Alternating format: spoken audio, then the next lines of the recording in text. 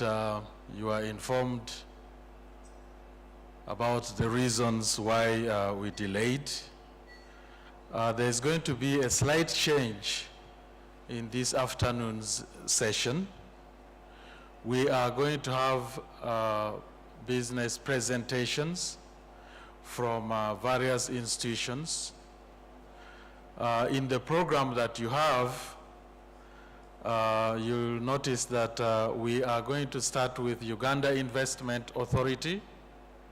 And if the presenters of Uganda Investment Authority are around, please prepare to make your way up front so that you deliver the presentation.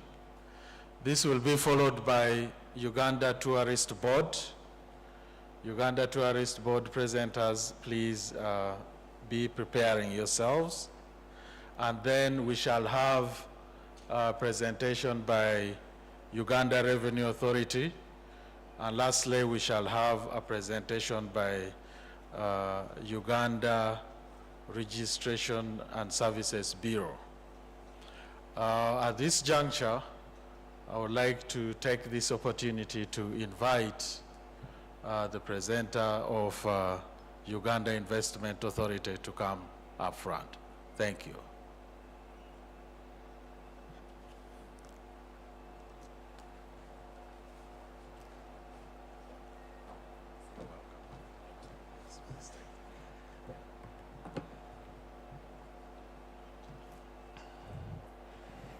Good afternoon, everyone. As introduced, my name is Rita Mogula. I'm the Deputy Director at Uganda Investment Authority for Investment Promotion. And I'm glad to be here. Let me wait for the presentation to project.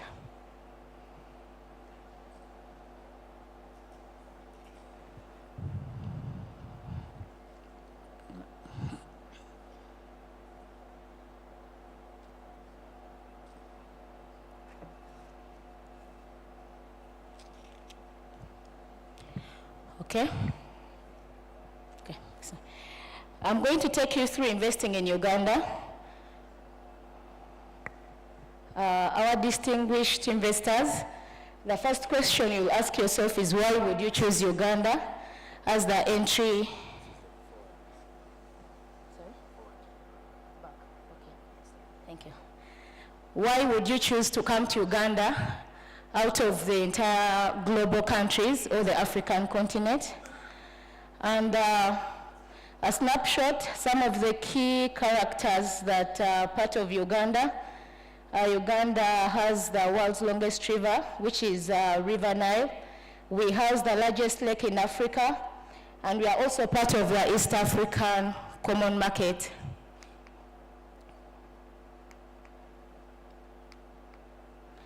You can fly into Uganda using all these airlines. We have a national carrier, but all these can fly you into Uganda. And now, why Uganda? For the last 3 years, Uganda has been ranked as the best African destination to invest into, and then also in East Africa. This is at the AIM Awards. This is the Annual Investment Meeting Awards, which are annually done in Abu Dhabi. This proves that actually it's a safe investment destination. And then also, Uganda is really promoting sustainability, and it has been awarded as a sustainable country under the World Investment Promotion Agency's awards. Uganda is an open economy, and when we say open economy, that means as a foreign company, you can come and establish purely as a foreign entity. We don't insist on partnerships or tie you to local partnerships, but we encourage you to partner with local companies. But it's not a restriction that can stop you to come and establish purely as a foreign company. And then also you can repatriate your profits in and out of the country. That is income and profit repatriation is allowable in the country. Uganda is among the top industrial developed countries in Africa. When you look at the GDP, Uganda has had a steady growth of the GDP. Currently in 2025, we are projected to grow at 6.2. But at least for the last years, since 2020, it has been a steady growth.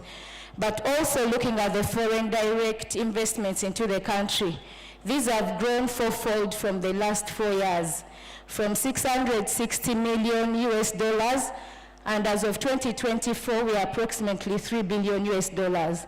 So this is confirming the economic policy stability, and then also the business environment that is enabling the thriving of such investments in the country. As an investor, your question is the market. Uganda has a market potential of approximately 45 million people as of 2024 census. But when you're in Uganda, as I earlier said, you're looking at the East African community, which has approximately 300 million people, and we are also part of the common market for East and South Africa, about 600 million people, plus the African Free Continental Trade Area that we are ratified to, and that is about 1.3 billion people. Of course, UTB is here. They will take you through the beautiful country and why you should actually visit and invest in the country when you're looking at the potential of the tourism sector. And now the investment opportunity. Currently, we are aligned to the National Development Plan 4 as a country, and we are focusing on 4 critical sectors. That is agro-industrialization, tourism, mineral value addition, and ICT. But also other sectors that we have include real estate and the services sector, where we have the health, education, and the financial services. So at Uganda Investment Authority, allow me to introduce my colleagues who are with me here, Susan and Moses, plus David. We have profile bankable projects. We are going to share with you QR codes, which have opportunities that have been earmarked in the different sectors with feasibility studies available across the critical sectors. So you can look through these opportunities. These are for partnership with both private sector, but also government as well. And some of the opportunities that are detailed in those bankable projects, we have, for example, establishing an installed soluble coffee plant. We also have green grading coffee facilities. We have cotton and textile processing, cocoa processing. So agriculture is actually one of the critical sectors, and more projects exist under that you can look through and partner with government under the arm of Uganda Development Corporation, the investment arm of government of Uganda. Real estate, the Ugandan population is growing exponentially, so we are looking at putting in place affordable accommodation houses, and here you can come and establish purely as a private company, but also with government of Uganda. We are looking at rehabilitating some of the municipalities where we want to put up and develop about 12,000 housing units of accommodation that will cater for the population. The mining sector, opportunities under the mining sector cut across exploration, mining, which is value addition, but also the refinery. So here, reserves have been identified in various minerals such as gold, iron ore, phosphates, which are for fertilizer manufacturing, and we are looking for partnerships and investments in those subsectors. The petroleum sector, which is really driven by the oil and gas sector. Also, this has exploration of the oil that is ongoing, but more reserves have been identified. And the sector has other opportunities that it's tapping and spilling into, such as infrastructure development, manufacturing sector, but also we have petrochemical industries that are coming up along this value chain. The tourism and accommodation, UTB will actually talk more about this. We have opportunities that are cutting across building accommodation and infrastructure within the sector. And we want to attract high-end lodge construction and development along the different opportunities, such as co-tourism and safari lodges, cultural heritage tourism, and then also adventure tourism, and the urban and conferencing opportunities where we want to really have international standard hotels, but also convening centers for such events that we are having. The government of Uganda has put in place policies that make us conducive and competitive as a country. And these incentives are sector specific in areas where we are attracting foreign direct investment and encouraging employment creation and skill transfer. So these cut across the critical sectors in the ATMs and under agriculture and manufacturing, which is agro-industrialization, as I earlier said. We have 10-year income tax holidays, and these are in twofold. If you're a foreign company and you're investing a threshold of about 10 million US dollars, you can qualify for a 10-year income tax holiday. We have Ugandan domestic investors here. If you're domestic and you invested in those sectors like agriculture, manufacturing, and value addition along the different value chain, you need to invest 300,000 US dollars to qualify for a 10-year income tax holiday.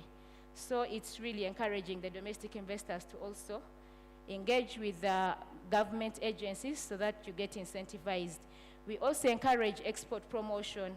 If you're exporting 80% of the finished products, you also qualify for a 10-year income tax holiday. Here, exporting, we are looking outside the East African region. You realize in agriculture, most of the plant and machinery is zero import duty, exempted to encourage the agriculture sector, mechanization.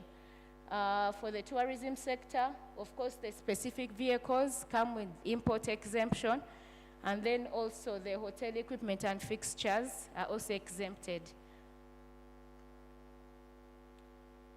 We're encouraging skill and technology transfer.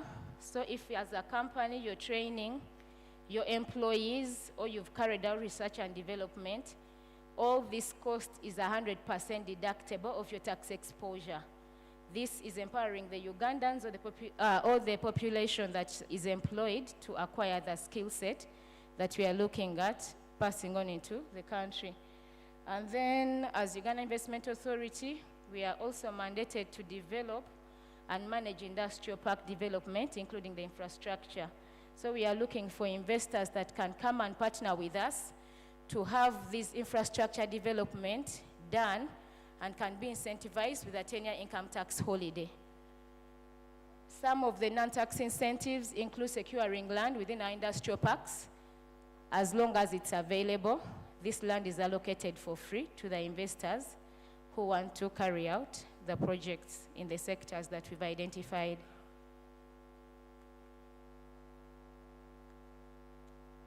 To conclude, Uganda Investment Authority is a one-stop center. What we mean by a one-stop center, we have a physical and virtual platform where we are working with the different government agencies that are mandated to license and issue permits in an effort to ease doing business in the country and reduce the bureaucratic processes.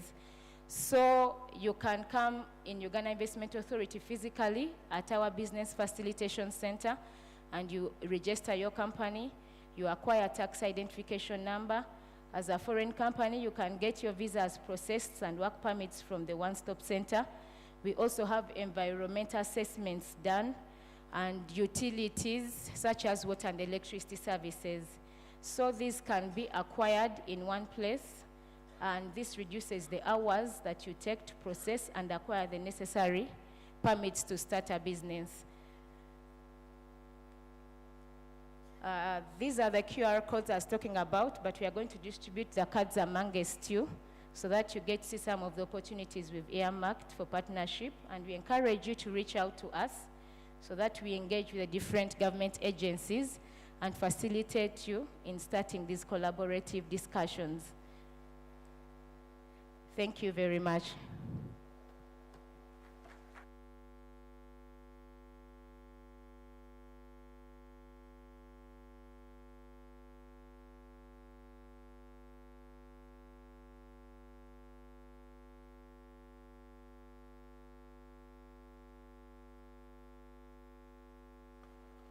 Thank you, Uganda Investment Authority, for that presentation. Can we please give her a befitting round of applause? The next presentation is going to be from Uganda Tourist Board.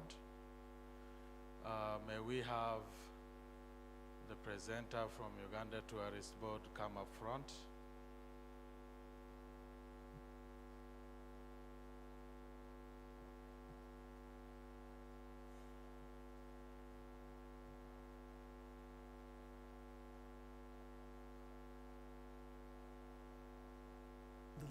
Green all around us and the wondrous sights within. It's what you feel in the gentle caress of tropical wind from the mountaintops, and the glow in your heart from a warm neighborly invite.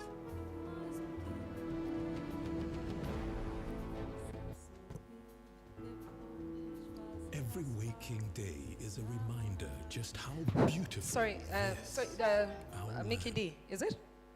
First of all, can you dim the lights? Let's start there. Then can you start the video when it starts? Then also we need to hear the sound. Thank you.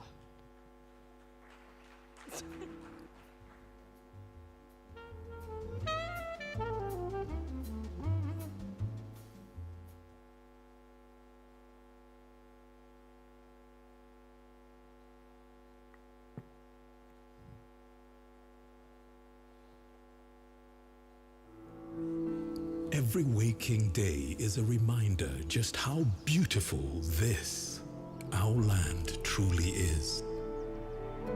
The kind of beauty that you can only find here. In the lush green all around us and the wondrous sights within. It's what you feel in the gentle caress of tropical wind from the mountaintops, and the glow in your heart from a warm neighborly invite.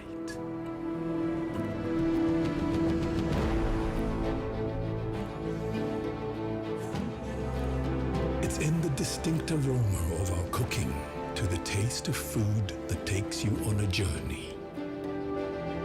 In the sound of homecoming and the sound of Mother Earth. In the magnificence we find on our travels and the exciting moments we experience. Ours is the kind of beauty that comes in all things big and small. All we have to do is awaken our senses and truly enjoy what's uniquely ours.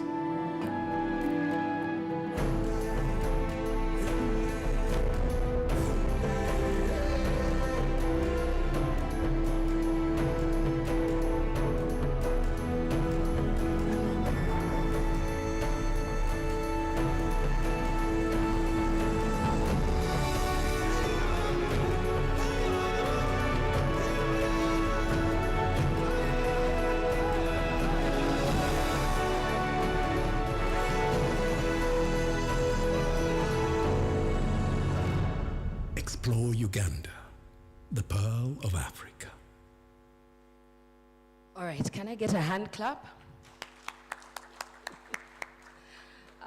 Thank you very much, the technical people, for making that work. So I'll start by introducing myself. You must be wondering why I need to present, because the video said everything. But since I was given a few minutes, you'll indulge me. My name is Juliana Kagwa. I'm the Chief Executive Officer of Uganda Tourism Board. Uganda Tourism Board is the arm of government that is mandated with selling and commercializing what we know as the Pearl of Africa, Destination Uganda. So my role is really two-pronged. It's, first of all, to continue on from where Rita of Uganda Investment Authority left off, in terms of the investment opportunity that is Uganda, but also it's to provoke our visitors who are here today and those you left at home in Russia to explore Uganda. And I'll give you a few reasons why. So if you can just, yes, put up just a few slides. I'm not one for PowerPoint, so don't worry. I'm more of the videos and the sound, as you must have already surmised. So Uganda, where you're sitting, is one of 13 countries in the world that sits on the equator. And more than that, we're one of the few countries that sit on the equator that also have snow. So essentially the country's topography allows for it to have almost the highest points on Earth as well as the lowest ones. So we have the Lake Victoria, which Rita talked about, one of the deepest, largest tropical lakes in the world. And then we've got the Mount Rwenzori Range. Sorry? Okay, perfect. We've got the Mount Rwenzori Range. So behind me there, you'll see one of the summits, or one of the peaks. There are 6 peaks in the Mount Rwenzori Ranges, and mostly we boast of the snow once you summit. It's not an easy climb, I have to warn you. So it's for people who have got stores of adrenaline like no other. It's one of the most complicated and exciting climbs, I think, this side of the Sahara. In terms of what we want to accomplish, and possibly why I've come immediately after the Uganda Investment Authority, tourism in Uganda is one of the sectors that's been identified as, you know, one of those that's going to deliver our tenfold growth plan. And you must have heard about that. I'm sure the ambassador has shared with you our ambitious vision of 2040.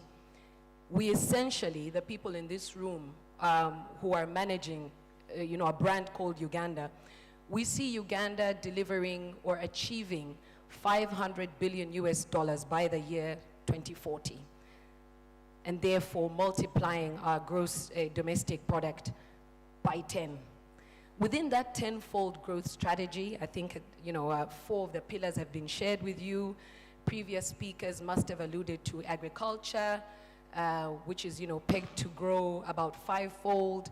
There's minerals, oil and gas in there, science and technology. But within that strategy to achieve the $500 billion US dollar mark is a very audacious target for tourism as a sector. So tourism is pegged to grow ahead of the average growth of the other sectors. We are going to grow 25-fold versus the 10-fold expected from the other sectors. To achieve that requires 2 things really, and I've alluded to them. It requires investment, and it requires an increased footfall to our country. And that's why we're opening our doors to the east. We're opening our doors to Russia. What we know, it's possibly 10 hours, a little over. I don't know, someone keep me on. Ambassador, how many hours from Russia? 9 hours, thereabouts. And what we know is that a lot of visitors from Russia, when we look at the numbers for Zanzibar, which is Tanzania, when we look at the numbers for Kenya, which is just across from us, when we look at the numbers for the region, a lot of Russians are already landing at the coast. What we need is for inland travel. So we talk about doubling the number of visitors in this country. When we talk about visitors to stay longer, if you've been spending 5-10 days at the coast, we're asking you to spend an extra 5-4 days and come inland and cross over to Uganda, because the offerings are diverse, much different than what you could ever find on the coast alone. And I'll speak to that just now. So whereas the Indian Ocean boasts of the sand and the sun, we have an equivalent offering in our water basin called Uganda. Uganda is 241,000 square kilometers of biodiversity. Biodiversity in the sense that we've got over 160 lakes. And that's just, off the top of my head. Of those lakes, about 40 of them are crater lakes, which means some of them were created by, volcanic activity, which in itself presents a unique offering in terms of biodiversity. So in our largest tropical lake, which you're sitting on, by the way, I don't know, again, Ambassador, sorry, because you're the one I know in the room. Have our visitors been on Lake Victoria yet? Are they going? Has our ambassador, our host, has he taken our visitors? Because you're sitting on the shores of the largest tropical lake in the world. Over 200 species of animals, amphibians, reptiles, fish, just next door to you. And there's boats to take you out. In case the ambassador doesn't take you, I'll take you. I've offered. So in Lake Victoria are islands, a dime a dozen. We have an island that's habituated by chimpanzees. Chimpanzees are one of the 20 species of primates that we boast of. 20, I said it. Because when you Google Uganda, mostly what comes up is the gorillas, the chimpanzees. We have 18 other species of primates. We are actually known in the science world as the primate capital of the world. 20 species of primates. 13 of those are day walkers. Ugandans are clapping because they're also now in a biodiversity lesson. 13 of those are day walkers, 7 are night walkers. So think about the adventure and exploration that awaits our visitors when they cross further into the inland called Uganda. I would also like to say, just on biodiversity, before I close biodiversity, for the bird lovers, or any lover really of Mother Nature, we have in excess of 1,000 species of birds, some of which have been near extinction. We have the shoebill, and when I mentioned some of these things, our visitors, please Google, feel free. Look at the numbers globally, and you'll be surprised at the concentration of the biodiversity here in this land we call, or destination we call Uganda. I would also like to invite you to experience our culture and heritage, and I hope that slide is up. So apart from the animals and the primates, by the way, of the 5 great apes left on planet Earth, Uganda hosts 3. 3 of the 5 great apes left. I'll mention them so that I don't embarrass anyone, but I'll ask you for the 5th one. So we've got the chimpanzees, we've got the gorillas, I think the bonobos monkey, which is in DRC. So we don't have that, that's in DRC, you have to cross further. We have the orangutan, the huge ape, the one with the orangish look. That's in Asia. But here, we have 3. So we have the chimpanzee, the gorilla, which is the 3rd great ape. Go ahead. You could win a gorilla permit here. Sorry? No. No. And no, those are all monkeys. I'm talking about the great apes. I've named the 4 great apes. There's a 5th. Yellow lady. Eh? Sorry? Thank you. We are the 5th great ape. We are the 5th great ape. So in Uganda, we've got the chimpanzees, the gorillas, and yours truly, the Ugandan. I love to say that. I love to mention that. But on the culture and heritage, again, we boast of about 65 tribes of diversity, music, food, culture, heritage, provenance. Every part of Uganda offers you a different cuisine. Every part of Uganda offers you a different type of music. And I know you've already been immersed in the drumming and the dancing. I think when I was coming in earlier, I experienced it myself. I don't think there's any other location on earth where you'll find after lunch, after lunch it's a time to chill, take a pill, chill pill, where you'll find people as highly energetic, dancing, drumming, singing, until finally someone tells them, okay, keep quiet. Because if we hadn't told them, they would still be going on. Do I lie, Ugandans? We can go on until the sun comes up, when it sets and when it comes up. So the energy and the vibrancy of the different cultures in itself is a treat. So I've pitched enough on the reasons why you should, come to the water basin, come to explore Uganda, come and see the waterfalls in the east, the Sipi Falls. That's a picture of one of the most beautiful locations on earth.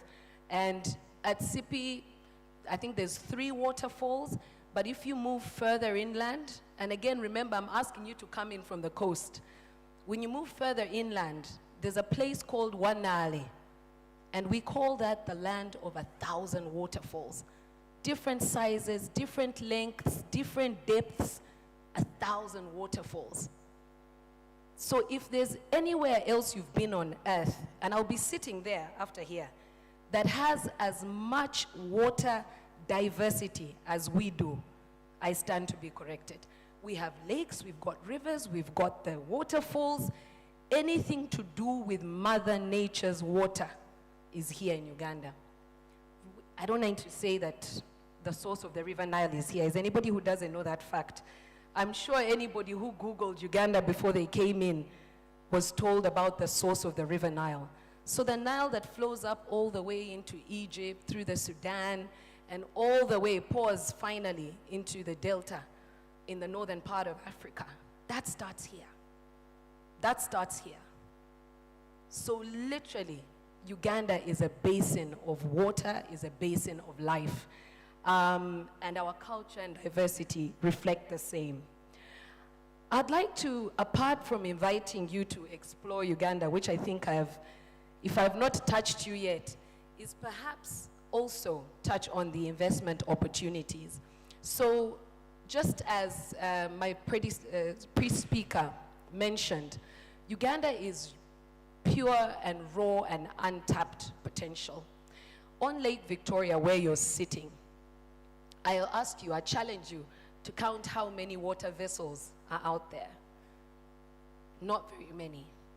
And the few water vessels that are there do not really carry as many people as we could. So there's an investment opportunity on the water bodies themselves. It is something we're calling the blue economy. The blue economy, untapped. So there's the vessels, there's the sports, there's the fishing, and there's a pure just biodiversity exploration in there. And we're asking you as our partners, you as investors, to come and interrogate what possible opportunities are out there. We have a couple of feasibility studies we've done for the shores. We've done feasibility studies for the islands. I've already talked about the islands within Lake Victoria. And we see an opportunity for investment, not just in accommodation, but investment in adventure. So everywhere else in the world, the water bodies have been developed to include jet skis, zip lining, for the adrenaline junkies, you know what I'm saying. But the opportunities remain for the most part untapped due to the lack of funding or resourcing. So we're asking you to explore with us and invest in these opportunities. We see an opportunity within our national parks as well, and we've created a framework for incentives to, again, to incentivize, but also to enable the investment that could possibly be, realized by partnership with yourselves. When we look at public-private partnerships, we're also looking at financing, banking, and insurance opportunities. We are, as UTB, spending a disproportionate amount of time to attract and instill some kind of awareness within our banking and insurance sectors to enable our sector. We're taking our cues from agriculture, which maybe 20, 25 years ago was not where it is right now. But because of the investment and the focused approach of not just banking, but insurance, microfinance, creating facilities for the value chain, we now see that agriculture is one of the biggest contributors to our GDP. So we need facilities for every player in the value chain.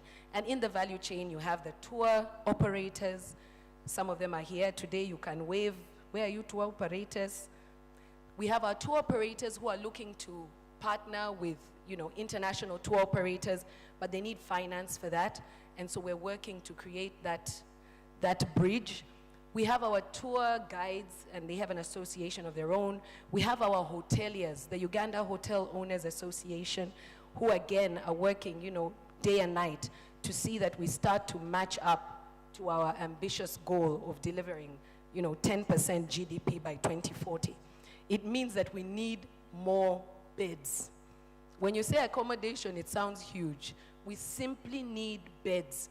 In 2027, we'll be hosting, one of the countries hosting AFCON. AFCON is going to bring numbers that we've never seen. Our airport is going to be inundated. Even the new terminal will be inundated with visitors. But more than that, our city is going to have to absorb those people. And that requires beds, and beds require investment. So the opportunities, the writing is on the wall.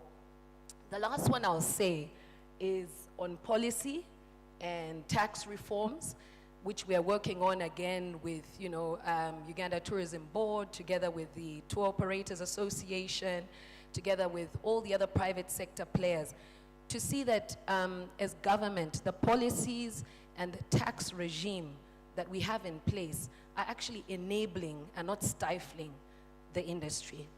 It's still a very young sector. It needs support.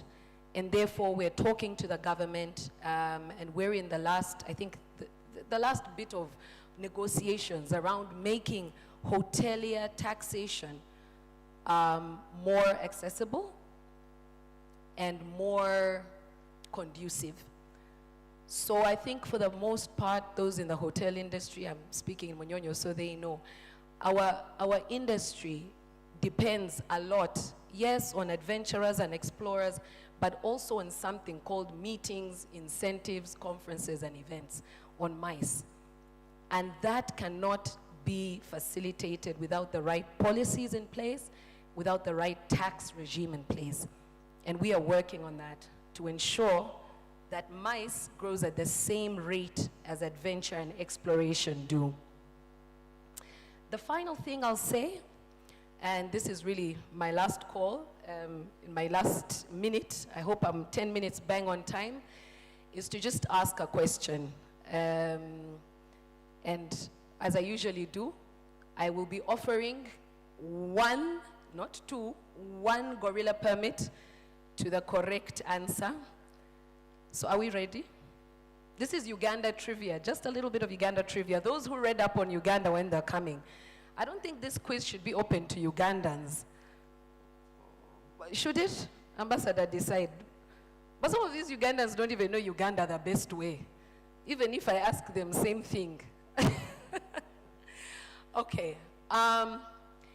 Uganda sits on the equator. I've talked about the biodiversity. How many, let's see, no, that's too easy. Exactly how many lakes, because I said it already, how many lakes do we have? Nope. I said over 160. Trick. That was a trick right there. Close enough. I gave you the range. Around 300, very generous, no. Yes, sir. Okay, but you're Ugandan. So now you have to choose who you're giving your permit to. You have to sacrifice that permit because the gorillas are yours and you'll see them anytime. However, we have visitors. So, Sebo, Ambassador, we need his contact. And more than that, we need the contact of the person, one of our visitors, who is giving his permit. So Uganda boasts of 165 lakes. I said above 160. So thank you very much, ladies and gentlemen.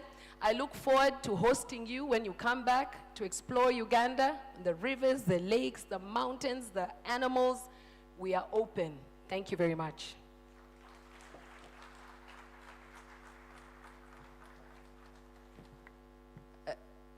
Sorry, you can just close with my caption of the gorilla.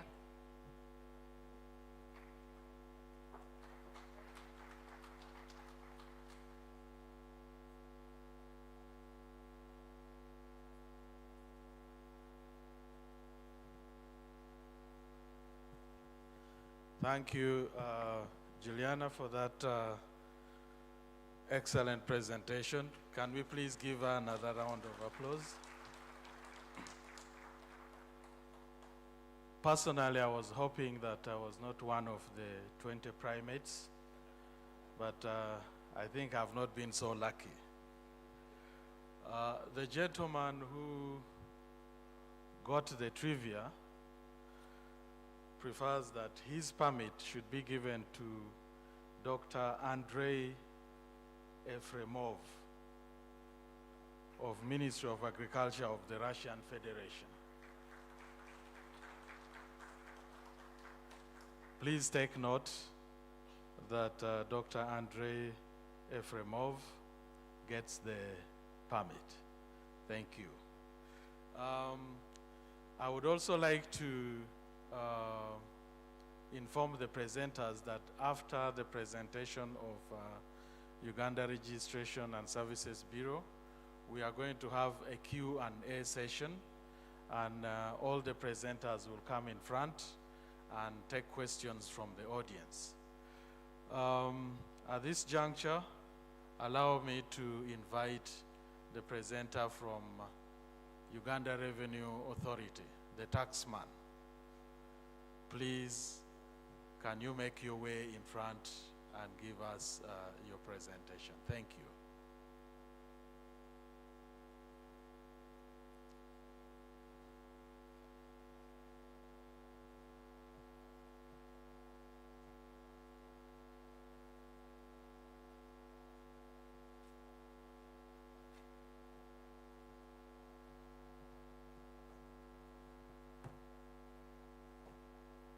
Good evening, everyone. After having the sweet presenters, usually the taxman is not the best person in most places where you'll see. But this time, we are going to talk on the sweet part of it. So don't worry and get scared that it may be hard or we are getting to you. My name's Justin Namsal Mukisa, Supervisor Tariff from the Customs Department. The previous presenters, especially Investment Authority, talked about some of the incentives, especially on the domestic part of it, which are accorded to different sectors of the economy.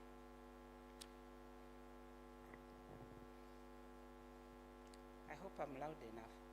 Excuse me. So Uganda Revenue Authority, in the bid to promote Uganda, we are talking, my previous presenter talked about the tenfold growth plan, or we are looking at National Development Plan 4. But now in some of those sectors, you're seeing that they are key sectors of the economy which are being looked at. We are talking of the agriculture sector, talking of energy sector. We are having a new sector which is now likely to drive the economy, oil and gas, and other sectors as well.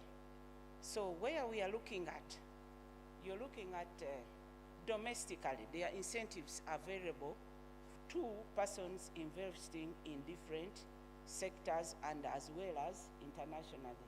So domestically, like the presenter from Investment Authority talked of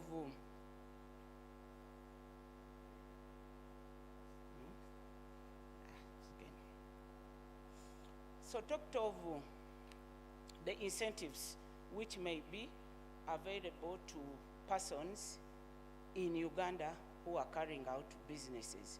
Of course, it starts with the registration. Who are you? If you're talking of Justine, you find that you must be registered.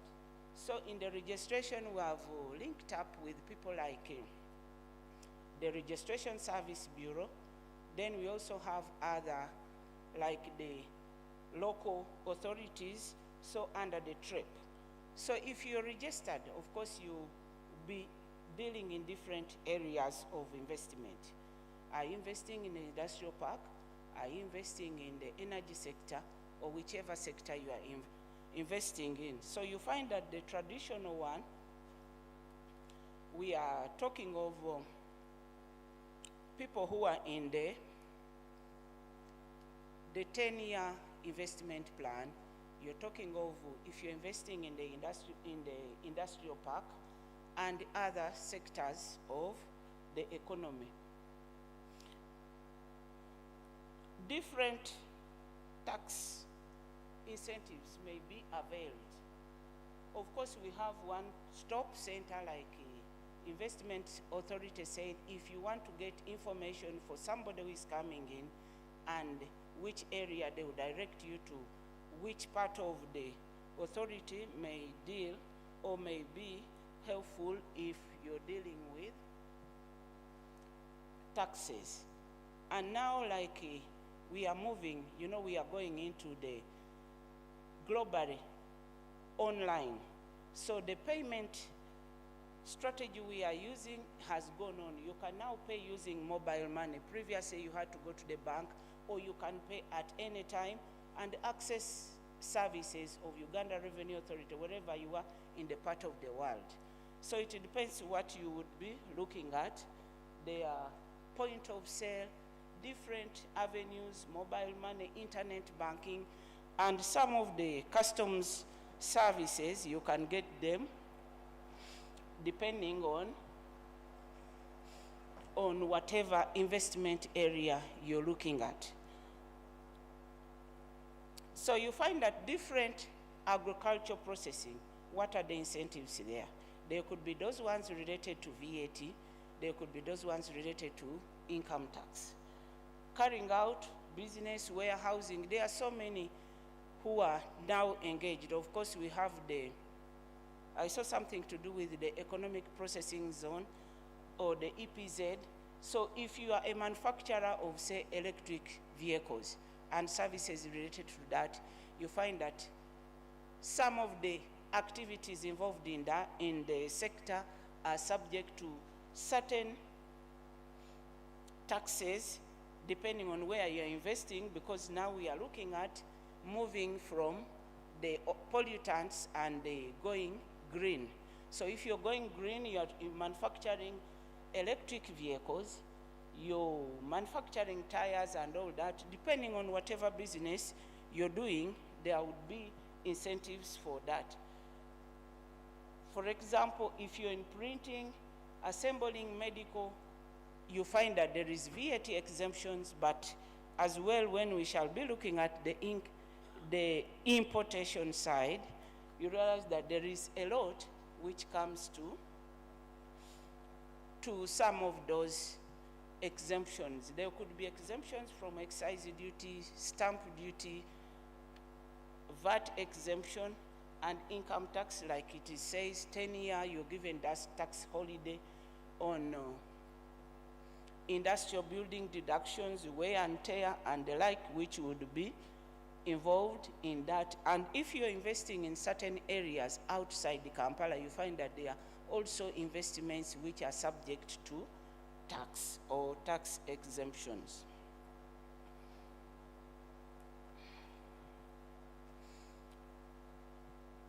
Of course, for foreigners, if you're talking of USD 10 million, 300 in the case of citizens and whose investments are placed up country. So in other words, government is looking at encouraging people to invest outside the major towns. So there are a lot which goes to that sector for someone who is investing within the area. So now when you come to importation, because you remember we are a net importing country.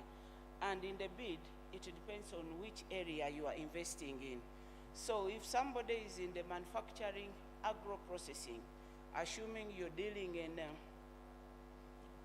milling, rice, maize, and remember Uganda is it's an agricultural country predominantly.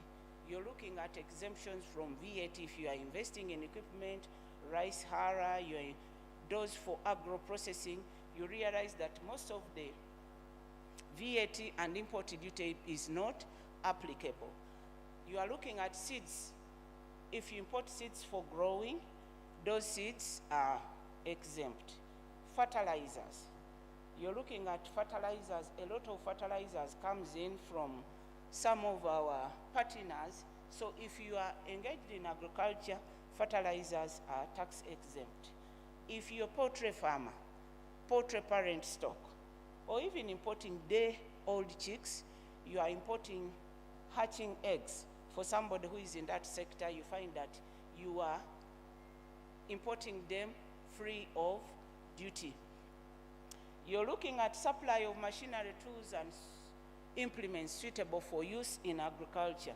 This one may depend, but now when you look at people who are in agriculture purely, we have inputs for use in agriculture. Somebody is doing commercialized farming. You import the tractor, so long as you're a farmer, that tractor will be free of duty. You import a combined harvester. You're talking of planters, seeders, hoes, and the equipment related to that. You import them free of taxes. You realize that most of our agricultural products are coming from up country. So if you bring in a refrigerated truck and you are to move those goods from up country to whichever nearest town, you realize that when you import a refrigerated truck, it will be free of taxes. Milk coolers, milk tankers, and those ones which are found in the collection centers, the insulated milk tankers, they are imported free of taxes. So there are others which may apply for that. People who are engaged in fish farming. You know, most of our farmers now are doing fish farming within the lake. So if you import those cages for farming, you're engaged in farming, they are free of duty. You import fingerlings, the fish fingerlings for somebody who is engaged in agriculture, you find that they are imported free of duty. Then we have the climatic conditions now have not been friendly, but we have people who are now importing in equipment for irrigation, because you find that the climatic changes have been there, rains are not coming where they used to be, and we have so many areas now which are like a cattle corridor. So if you're bringing in equipment for irrigation for persons who is engaged in agriculture, you find that that equipment is being imported free of duty. We have the previous speaker from the tourism board. He talked of promoting Uganda in that sector. So if you are somebody who is engaged in tourism, there are incentives which are there for tour operators.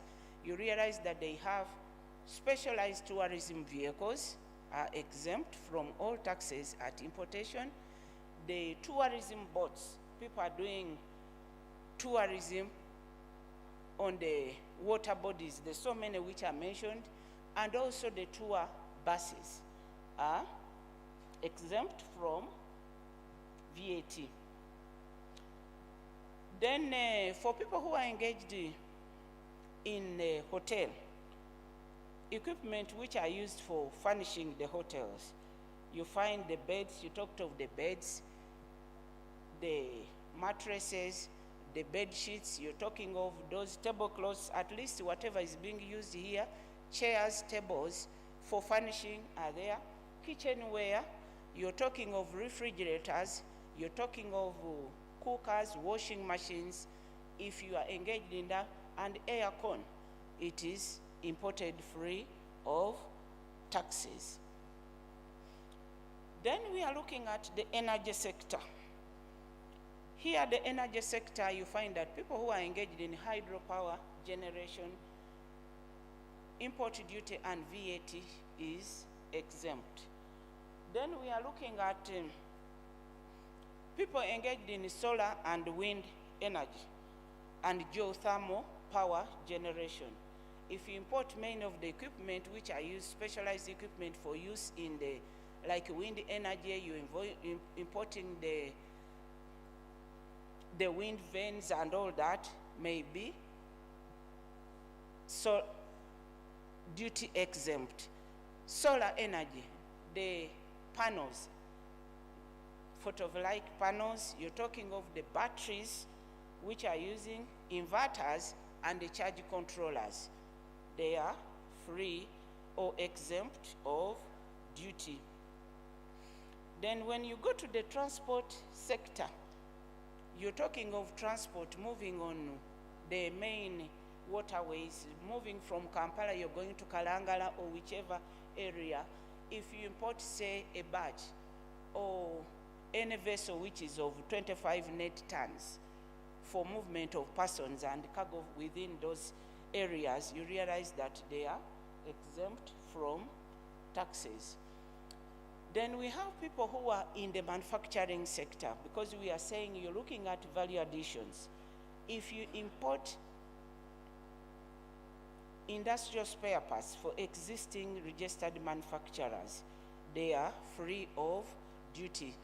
Plant and machinery for use in the manufacturing, depending on which sector you are in, you realize that it's free of import duty, and VAT may be deferred because you're dealing in services which will be applicable for VAT.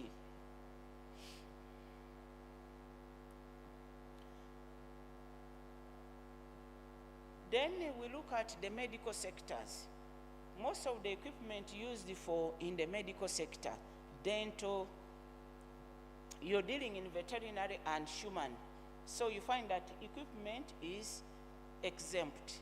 You're looking at somebody, whether you're dealing in dental surgery or whichever area you're dealing it, they would be exempt. People who are producing for export, I've seen here most of the exhibitors. We had the coffee and all that who are producing for export. You realize that the packaging material for export is imported free of taxes.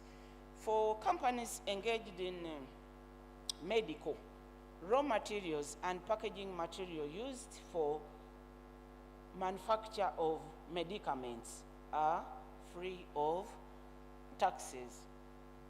So licensed hospitals, their equipment which they allow for somebody to set up a hospital, apart from the equipment which you are using for carrying out diagnosis and all that, and people who are engaged in that, if you're diagnosing any sickness, of course you have reagents and equipment for use in diagnosis, they are exempt. But also for those hospitals, there are certain key things you need. For example, you need beds, shadowless lamps when you are importing, blood freezers. You're looking at kitchenware and equipment for laundry, mattresses, linen, bedside screens, heating equipment, trolleys and stretchers are also exempt, and also furniture which you may be using in the hospital. Not forgetting the ambulances, that ambulances do not pay import duty and they don't pay VAT. So the same applies for people of the hotel equipment. Of course, what you use in the furnishing, like this hotel, there are also carpets, air conditioners, and all that are exempted from payment of duties.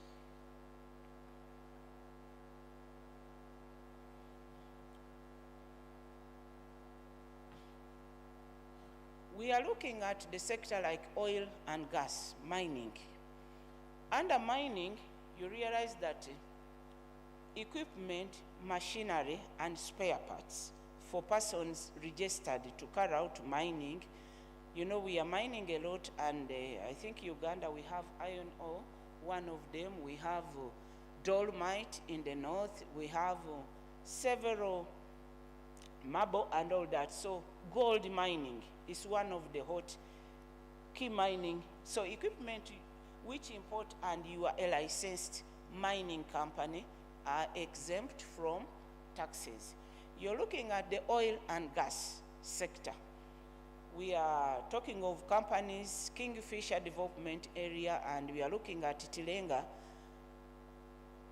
that is the main areas of production. So equipment, inputs, and machinery for use in oil and gas by licensed companies are exempted from that. And then we have the current one, which will be carrying oil from Kabale to Tanga, the East African crude oil pipeline. You find that all equipment for that, to make it easier for it to reach Tanga, which will be our point of exportation, all their inputs have been exempt from taxes. Then we have other manufacturing facilities, economic processing zone. Then we have, for those who are manufacturing under bond, for example, people who are engaged in production for export, like the floriculture, most of the flower companies, you find that they manufacture under bond because they are simply manufacturing for export. All their inputs, raw material, equipment used, and spare parts are exempted from taxes.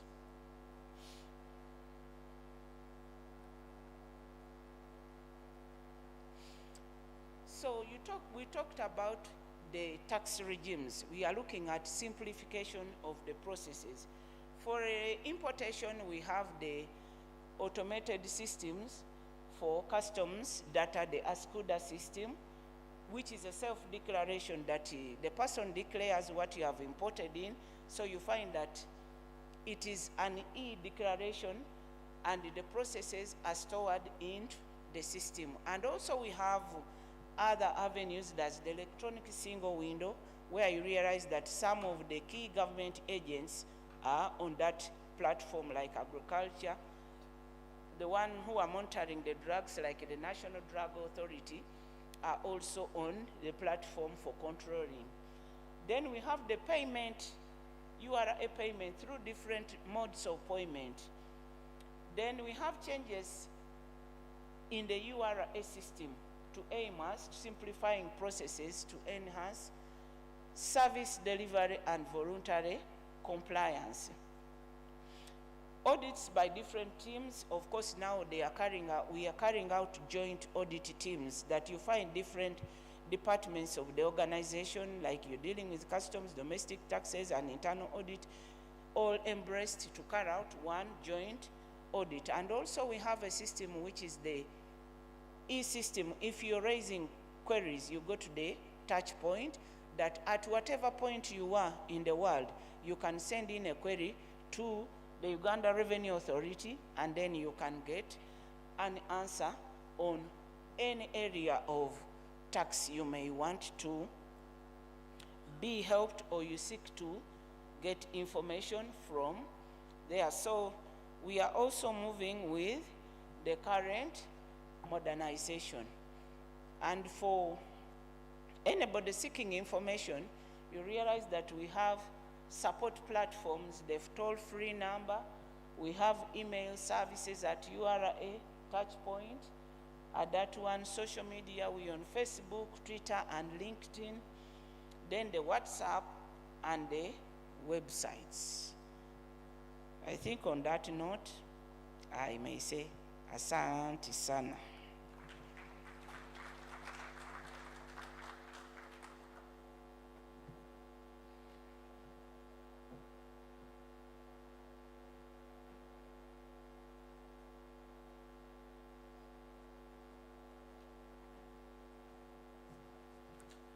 Thank you, Justin from Uganda Revenue Authority, for that presentation.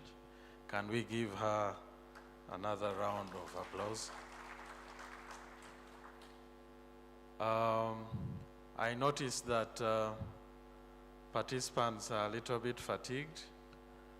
There is tea at the back.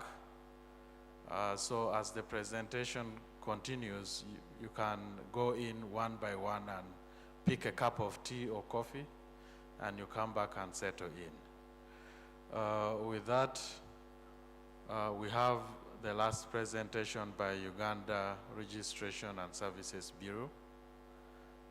May we have the presenter come in front and make the presentation.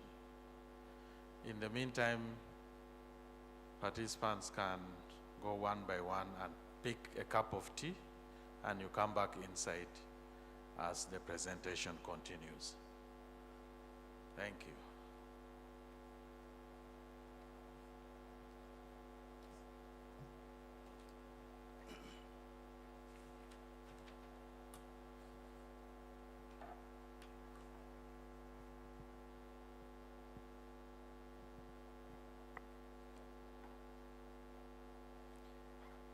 Good evening to you, ladies and gentlemen. How are we? I understand, being the last presenter, I might be a little bit unfortunate that the attention the first presenters got won't be exactly what I'll get. But that's very understandable. And I will try as much as possible to keep this very short, but also where possibly to make it a little bit sweet so that I do not spoil things further. My name is Derek Abaho, and I come to you from the Uganda Registration Services Bureau, where I work and where I serve as a registration officer in the Department of Business Registration. My task today is to talk to us about the ease of registering businesses in Uganda.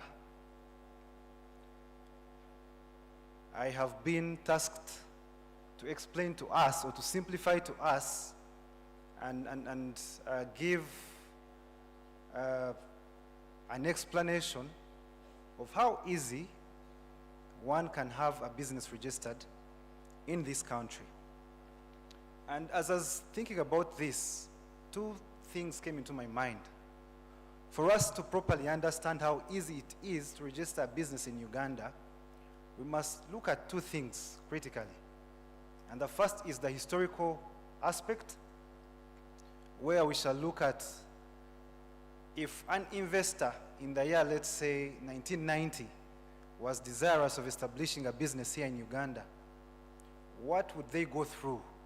How hard or how easy was it for them to establish and register a business? And then if an investor wanted to register a business today, how easy or how hard would it be for them to do that? And compare the two time frames historically. But also look at the comparative aspect in terms of comparing Uganda with other jurisdictions. In other words, if an investor wanted to have a business registered in country, let's say A, and they wanted to register the same business in Uganda, where would it be easy, or where do we fall on that kind of gauging in terms of, assessing the requirements and the speed that it would take someone to have that business registered, and all those that might be required in the process of registration. Now, I'll go straight to the history bit. And I don't want to go so deep into it, but I just want to take us back, maybe 10, 20 years back. In the year, let's say 1990, if an investor that was seated in Moscow has heard about, let's say, the blue economy, as referred to by Madame Juliana, and is desirous of investing, and it's the year 1990, what would they be expected to go through? First, at that time, the registry was largely physical. So it would be expected that you're going to fly in from Russia or from wherever you are, bring your physical documents, fill in physical forms, sign physically, and have all those papers or all that paperwork delivered to one of our offices, and you wait for a period of about maybe 20 days or 30 days or even 40 days to have it perused and then be guided on where you've made a mistake. Then you do corrections. Then after that, maybe you can have the company registered, maybe after 30 days or 40 days. But if you look at what we have now, the system and the processes have changed. Currently, we have what we call the online business registration system. This system is an online platform which allows you as an investor or as someone that is interested in having a business registered, do everything you have to undergo all the processes online without you having to be there physically. So I'm happy to report that currently in the Uganda that we are in, you're capable of registering your company in the comfort of your house, in Moscow, in Russia, in whichever country of the world that you're in. You're capable of having that business registered, established, and properly run. And what is more exciting and more interesting also is that you do not just benefit by having the registration process alone, but even beyond registration, we understand that there are processes that go on, or there are things that you need to do after registration. You might need to run this company, you might need to maybe add a director that was not there, you might need to add a shareholder that was not there, you might need to maybe file a resolution to open a bank account, or maybe file for dormancy if you feel like you're not ready for business, or you might even want to close the company at some point. And the good news is, all this is now possible in this system, the OBRS system.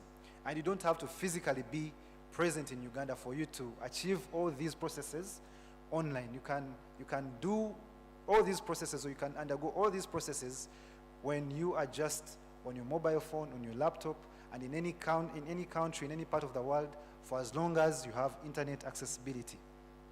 Now, I wanted us to look at briefly at what it takes or what it means to have your company manned on your mobile gadget, either your laptop or your mobile phone.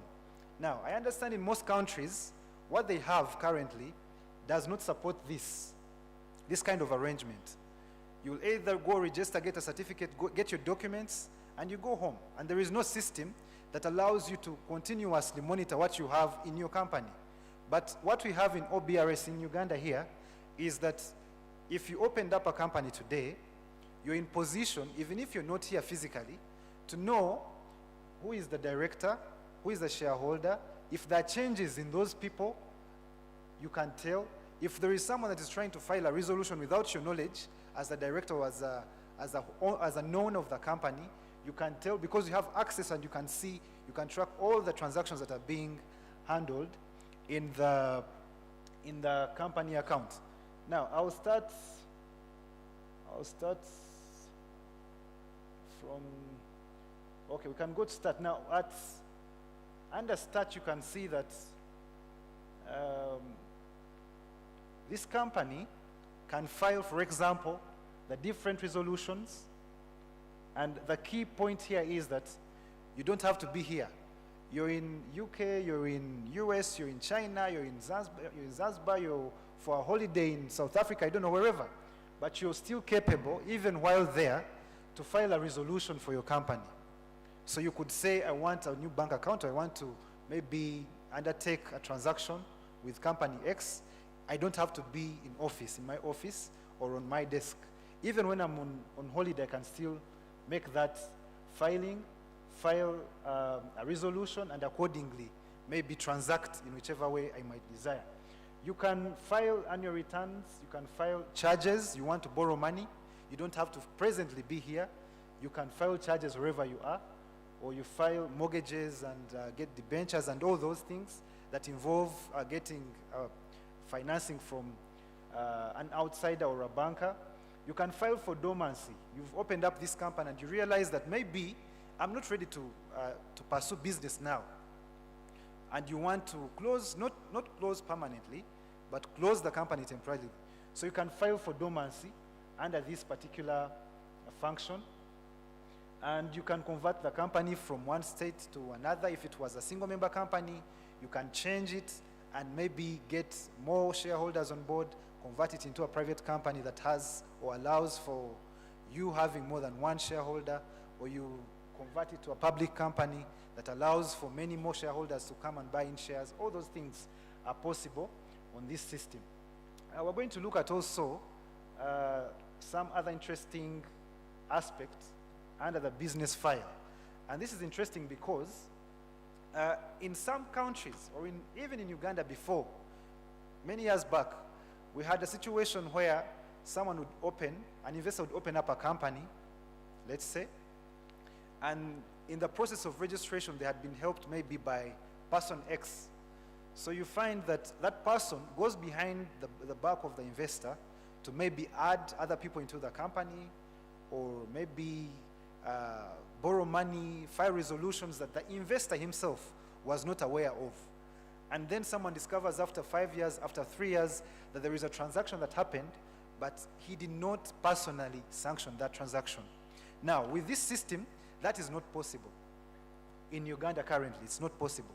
Because every single transaction that happens, you're monitoring it on your gadgets. You can see, you get emails every time someone attempts to maybe change a shareholder, file a resolution, file anything, even checking, you just get or receive notifications on your mobile phone. So if you have a director that you have appointed or you have not appointed, and you see them appear here under the list of the directors, then you can raise a complaint to us through an email address that you can access on our website. If you realize that maybe a company secretary is being changed and it's not on your calling or on your permission, you can still do the same. If you realize that maybe someone is filing any documents that you have not approved of, you can still do the same. And that's what, for us, we are happy about, because we know with this, the integrity is really good, and it's at its highest peak. And you will not find this in many countries currently. It's Uganda and maybe a few others that might have this system. So with this, you're sure that your business can be registered, but also not just registered, but it can also be monitored going forward. Besides this also, we have other systems. We have the IPAS system, which helps us register intellectual property. We understand that intellectual property is an integral part of businesses, and we understand that it's very important that businesses protect their copyright, their trademarks, their trade secrets, all that. And there is a system for them, which is called the IPAS, and it is also in place to assist you register your copyright, your intellectual property generally, in whichever part of the world you're in. And at any time of day or night, you can have that registered. Lastly, as I conclude, I want to say that the most amazing thing about all these systems and all these functions that we've looked at is that you have a 24-hour service cycle. You have people all the time, be it at 8 in the morning, 5 in the evening, 12 in the night. You have people that are working all the time. So you're sure that for as long as you've put in your document, you have put in a resolution today. Let's say you have a bid to chase, and you put in a resolution now.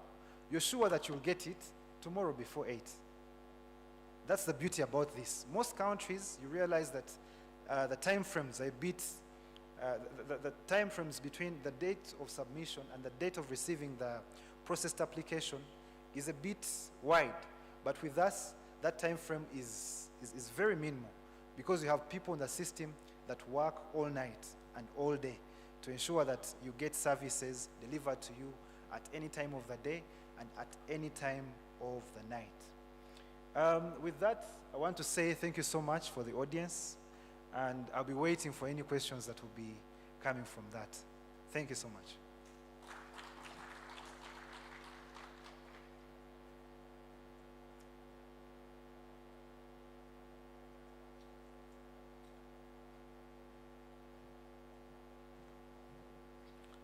Thank you so much, Derek, from Uganda Registration and Services Bureau.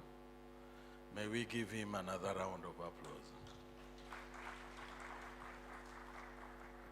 At this juncture, I would like to invite all the presenters from Uganda Investment Authority, Uganda Tourist Board, Uganda Revenue Authority, as well as Derek from Uganda Registration and Services Bureau to come up to the podium. It is a Q&A session. We shall be expecting questions to the presenters from the audience.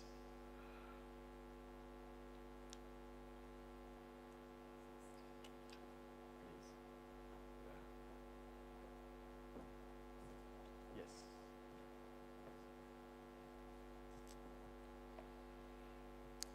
Justin, we are expecting you from Uganda Revenue Authority.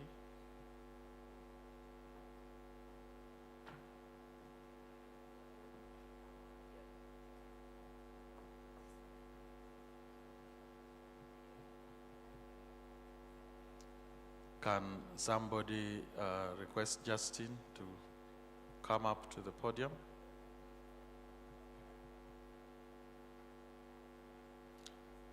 Meanwhile, I request the audience to prepare your questions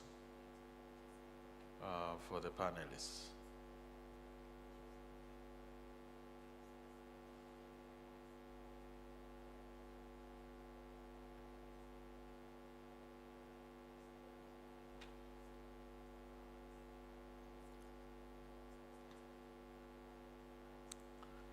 Can someone send an SOS to Justin of Uganda Revenue Authority?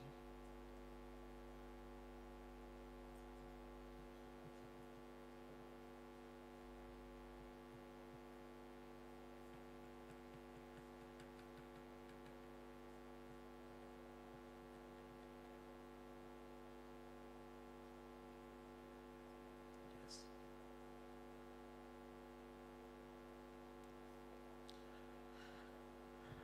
Justin from Uganda Revenue Authority, we are expecting you up in the podium.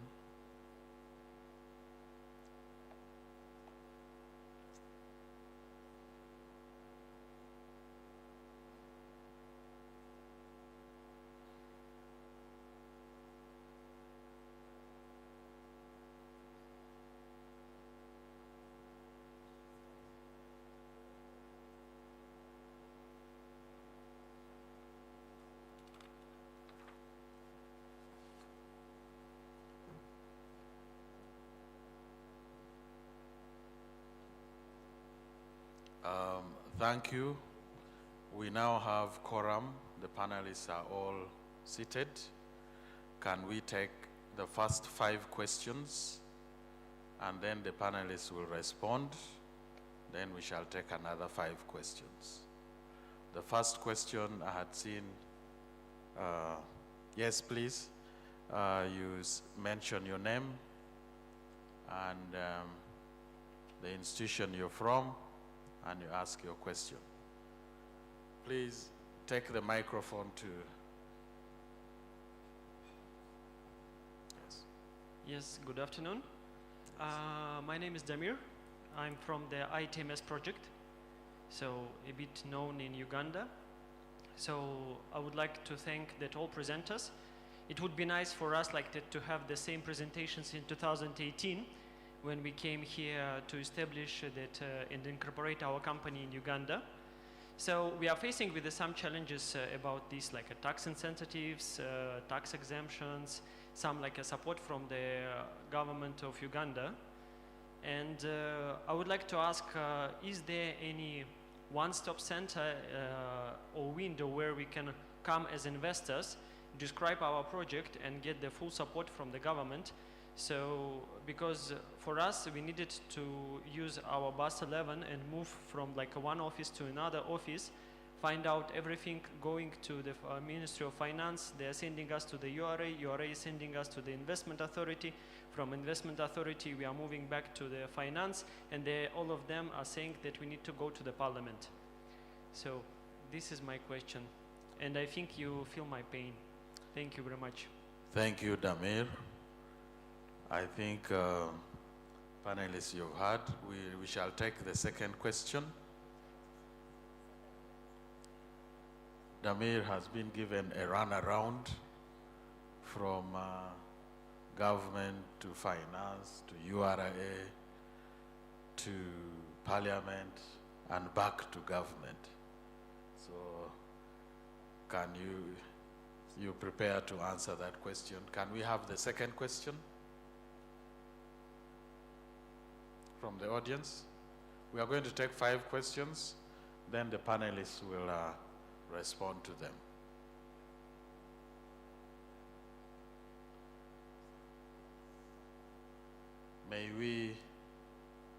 Can I get a second question?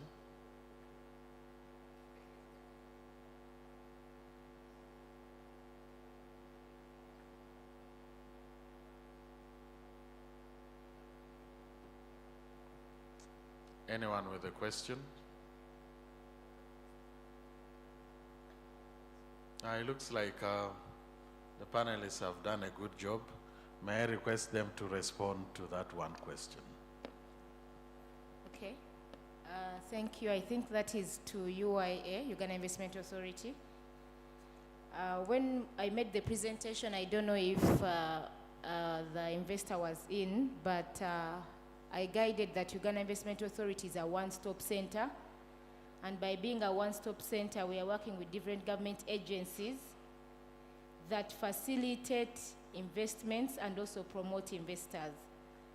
And here we are trying to reduce the bureaucratic process of getting licenses and permits. And also business advisory services, which I think you're trying to address. So what I can reaffirm and confirm or commit to is the investor should, or the company should approach Uganda Investment Authority. We have the government agencies. He has talked about tax issues and tax incentives. We work directly with Uganda Revenue Authority here. We have Uganda Tourism Board. We are working with Uganda Registration Services Bureau. So the way you see us all seated here, we are actually coordinating and working under one roof. We apologize for the moving up and down for the last 5 years. That's over 5 years if it's from 2018. 7 years. So sorry about that, and really apologize. But I'm going to give you my card. Please come to UIA, Uganda Investment Authority. I'm certified investor from the Uganda Investment Authority. I have confirmed investments of the $257 million. Yes. Thank you for investing and picking Uganda as your destination. We will facilitate you and catch up from where we've not done it right, but we are going to iron it out. And the one-stop center now has all the government agencies that will address some of the issues that you're facing. You've talked about Parliament, but as I guided, our mandate is to facilitate and coordinate with different government agencies. So yes, we'll reach out, share my contact and my colleagues' contact so that we facilitate you from this stage going forward. Yeah, thank you very much. I believe like that you really will be helpful for us. Okay. Thank you. Thank you. Thank you. I hope that has been resolved. Can we have another challenge? Another question?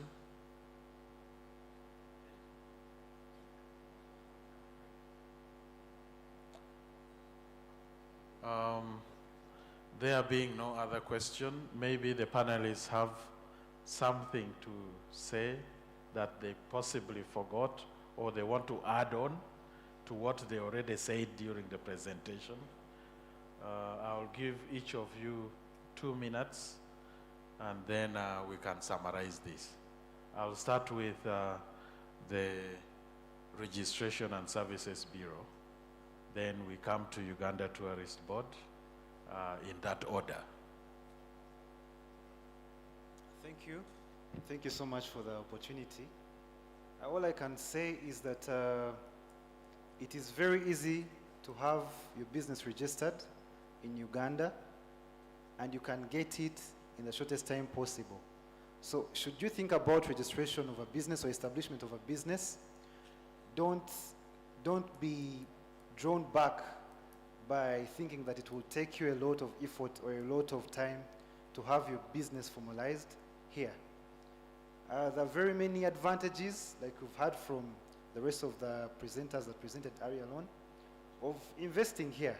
And I candidly believe that should you take the bold step of choosing to invest here, there are very many benefits, very many things that you will benefit personally, but also as we impact and as we partner together as a country. And I believe that that way, maybe somehow, it will get to what we expect, or what you expect to get from here, but as well we shall get to deliver to you what you expect to receive from us as a country. Thank you. Thank you. Can we have UTB? Just briefly. Okay. Thank you, sir, and thank you to our visitors and to our hosts. The mission in Russia, really appreciate all the work that they're doing to connect the two countries and to open, to open Uganda to the world as a destination. So really looking forward to partnership, looking forward to collaboration with our sister state, in Russia, and looking forward to hosting and receiving more visitors. Before even the investment, I think there's exploration that needs to be done. So looking forward to more people coming through from that part of the world to explore Uganda. Yeah. Thank you. UIA. Sorry about that. Okay. I just want to reaffirm, as I said, our role is to facilitate you and ensure that you get all the necessary information. Maybe what I would want to advise the investors to do, I request that to avoid some of the delays and misinformation, please kindly utilize the embassy as well as the regulated bodies that you've seen and heard today. It will reduce some of the misinformation or the coordination issues that you're facing. But as Uganda, we are ready to support you and give you all the necessary assistance you need that would make you make a decision to invest in Uganda. So invest in Uganda, invest now. Thank you. Thank you. And we have finally Uganda Revenue Authority. Thank you to everyone. Thank you to our guests. And the reason why we are here is because of you. We are here to facilitate trade and to encourage foreign direct investment. But depending on which sector you may be in, there are different incentives which have not been all mentioned, but always there is information dependent on the sector, because we don't have one shoe or one size fitting all. So it may be different sectors have different incentives. And from what I heard, for example, from the previous question, when they refer you to Parliament, it means that the existing provisions or existing laws which we are operating within may not have covered what you are dealing in. So you find that for it to be catered for, because every day we are coming up with the investment environment is changing every day. So you find that existing law may have had an oversight or doesn't have something which is catering for the sector you are in. So when you hear being referred to Parliament, because it is a process for inclusion of any incentive or amendment which may be applicable to that sector. And we come to know about that through interactions like these ones, to know that ABCD, maybe this one was an oversight, or this one has to be added on. And remember, we are implementers of the law, but the ones who are the ones passing those laws are Parliament. So when they refer to that, you find that during the process, then such an idea or a new issue which may have been had an oversight has to be addressed, then it has to go through Parliament for it to be domesticated or for it to be operationalized. So we thank you so much. Thank you, panelists. May we give them a round of applause? Yes. Thank you. We have come to the end of this session. But before we come to closure, I would like to inform you that we have a cocktail reception and cultural performance at the poolside restaurant. From here, that's where we shall go.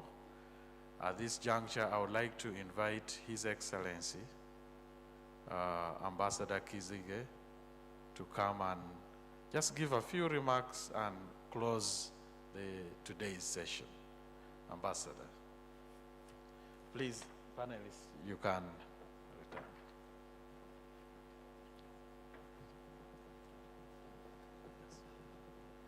Thank you very much, Dr. Mara. I want to thank the panelists and you, the person who was coordinating all this. I just want to assure the Russian delegation and the investors that we are always available at the embassy. We open at 9 o'clock and close not before 5 o'clock, meaning that we can even go on up to 8 p.m. as long as it's necessary.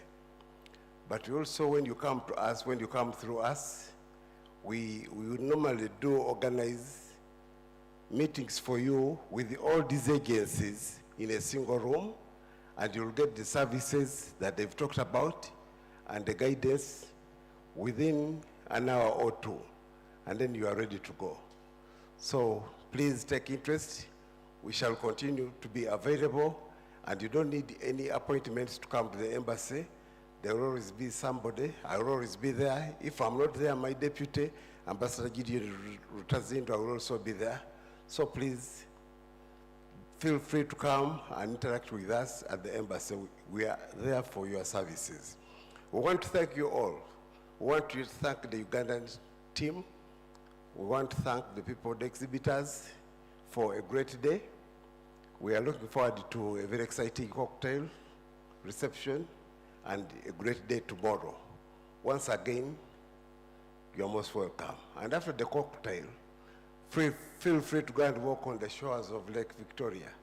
I don't want Juliana to say that we've not shown you the lake. I know you'll come back for tourist trips, but just walk around and you feel the good weather of Kampala, and it's always like this throughout there. Thank you very much. Have a great evening.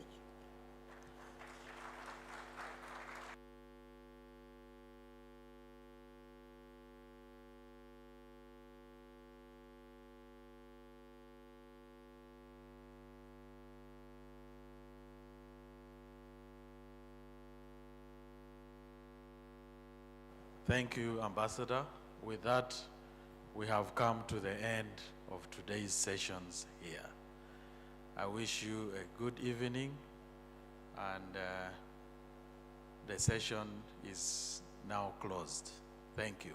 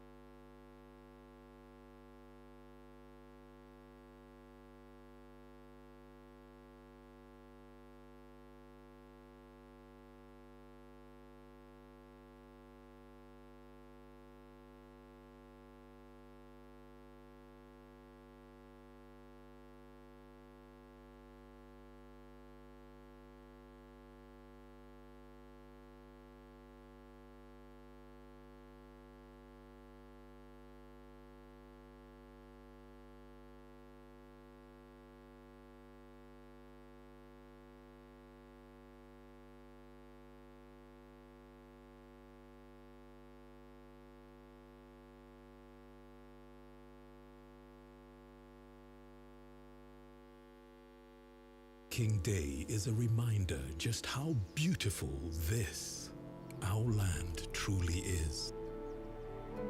The kind of beauty that you can only find here.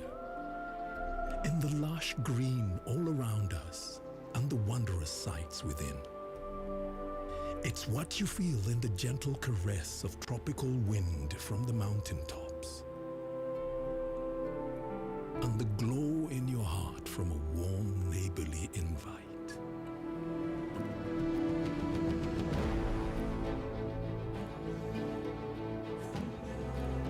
It's in the distinct aroma of our cooking to the taste of food that takes you on a journey. In the sound of homecoming and the sound of Mother Earth. In the magnificence we find on our travels and the exciting moments we experience. Ours is the kind of beauty that comes in all things big and small. All we have to do is awaken our senses and truly enjoy what's uniquely ours.